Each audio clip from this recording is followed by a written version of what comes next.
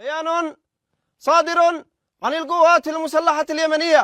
بسم الله الرحمن الرحيم. قال تعالى: أذن للذين يقاتلون بأنهم ظلموا وإن الله على نصرهم لقدير. wardegdega xuutiyiinta Yemen ayay sheegeen in tani ay tahay fariintii ugu dambeysay sabarkaan ay u soo diraa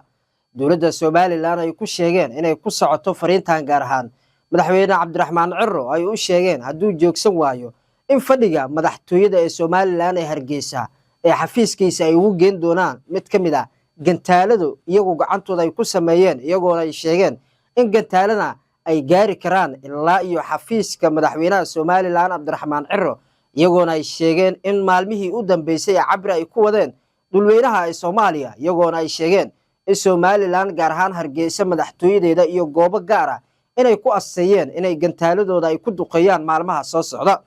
xuutiyiinta Yemen ayaa markii ugu horeysay si rasmi ah uga hadlay samarkaana ay sheegeen inay xog rasmi ay ka hayaan xogaha ee dowladda ee Soomaaliland iyagoona ay shaaciyeen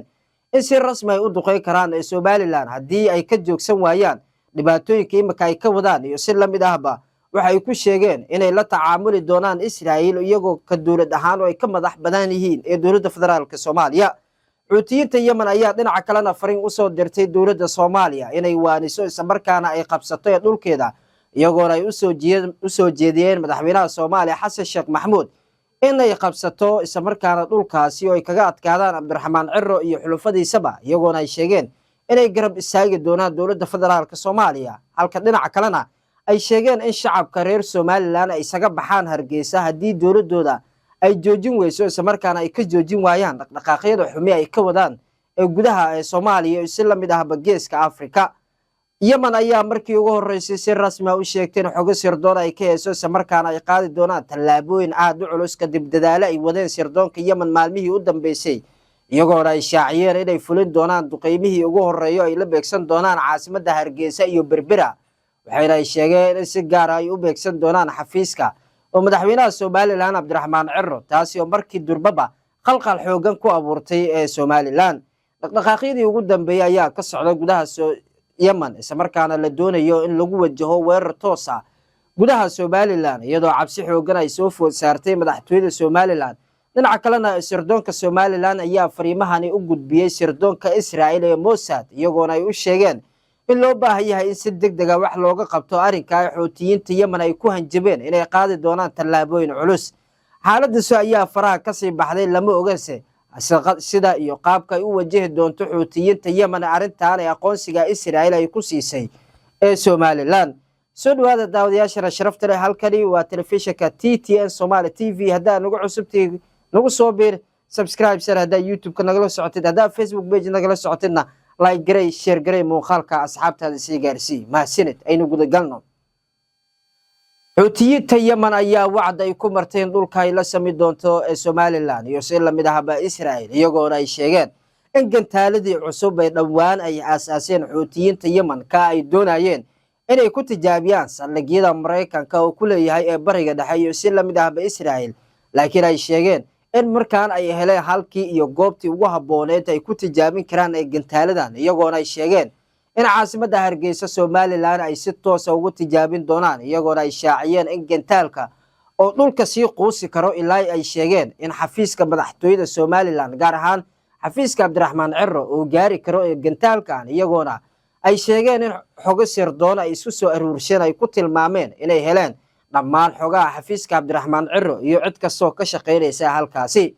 xuutiyiinta Yemen ayaa sheegay inay diyaar u yihiin inay qaadaan tallaabo adag kadib markii Israa'iil ay safiirkeeda rasmiga ahaa ee u fadhin doono ee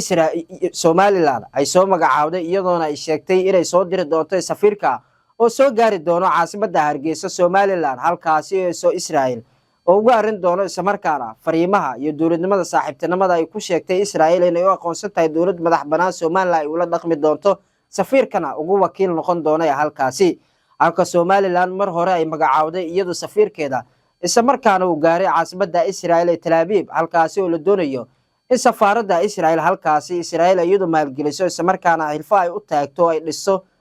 xafiiska aan iraahday safaaradda Soomaaliland ay ku yeelan doonto Israa'iil gaar ahaan Tel Aviv.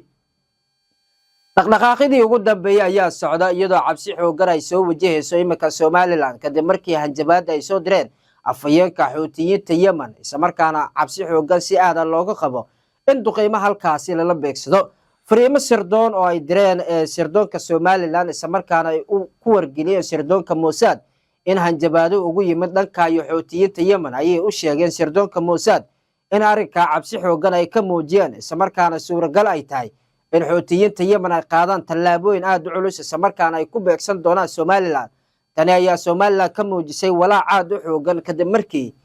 arrinka ay ku sheegtay in loo baahan yahay in si degdeg ah wax looga qabto iyadoo dhinaca kalena dalal gaaraya 19 dal Mauritania, Morocco, Masar, Saudi Arabia, Pakistan, Turkiga wadamada khaliijka qaar kamid ah sida Qatar ay ku baaqeen inaysan aqoonsaneen tallaabada ay qaaday Israel oo dhulweynaha Soomaaliya ugu soo aqoonsatay ee safiir waxay safarin kulul ay u direen Cabdiraxmaan Ciro isla markaana ugu sheegeen inuu dib ugu laabto arrinka haddii dib ugu laaban waayana ay ku dhici doonaan wax loo yaabi doono isla markaana waxa taariikhda weligeeda la arag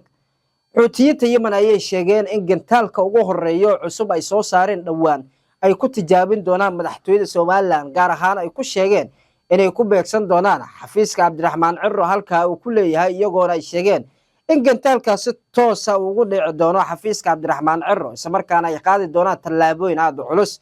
lama oga si halka ay wax ku dambeyn doonaan iyadoo Somaliland ay wajahayso xaalad aad u daran iyo si lamid ahba dhinaca kalena Xuutiyiinta Yemen ayay sheegeen inay adeegsan doonaan doomo isla markaana ay ku gali doonaan doomo gudaha Berbera iyagoo ay sheegeen in si toos ah ula wareegi doonaan ee dekedda Berbera haddii dowladda federaalka Soomaaliya